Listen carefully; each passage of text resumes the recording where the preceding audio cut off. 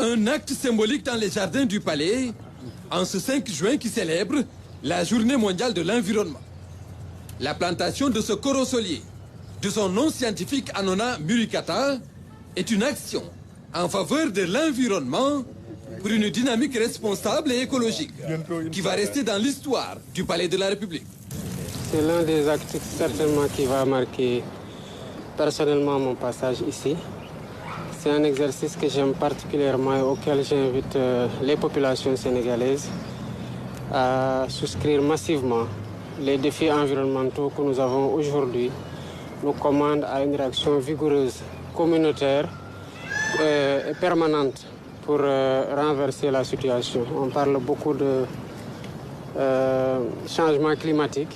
Je pense que c'est parce qu'il y a aussi une dégradation de l'environnement qui n'est pas simplement le fait de la pollution, mais aussi de la disparition du couvert végétal, particulièrement les arbres et les forêts qui disparaissent au profit des exploitations de toutes sortes, mais aussi de l'habitat. L'acte vise également à sensibiliser les Sénégalais sur les questions essentielles de la protection de l'environnement et ses conséquences sur la qualité de vie des populations et la survie de notre planète. Le chef de l'État invite à une prise d'initiative pour répondre aux défis urgents relatifs au changement climatique. Cet acte symbolique est aussi un appel à une vaste campagne de reboisement, particulièrement pendant l'hivernage. Dans certaines zones, ça s'est déjà installé. Mais je crois qu'il y a une journée de l'arbre qui arrive bientôt au mois d'août. Cette journée-là doit être véritablement marquée par un engouement populaire autour du reboisement. Et nous invitons toutes les populations, toutes les communautés à se préparer à cette journée et à pérenniser aussi dans le comportement citoyen de tous les jours la plantation des arbres dans leur environnement immédiat et dans le cadre des actions communes dans des zones qui sont identifiées.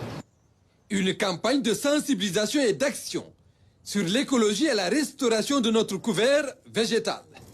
C'est à ce prix seulement qu'on réussira à rendre notre environnement beaucoup plus agréable et à lutter de façon plus efficace contre les changements climatiques qui nous affectent tous d'une façon ou d'une autre et dont les conséquences à moyen ou long terme ne sont pas pour le moment calculables, mais on en ressent déjà les effets drastiques à travers l'avancée de la mer et la compromission de beaucoup d'activités génératrices de revenus.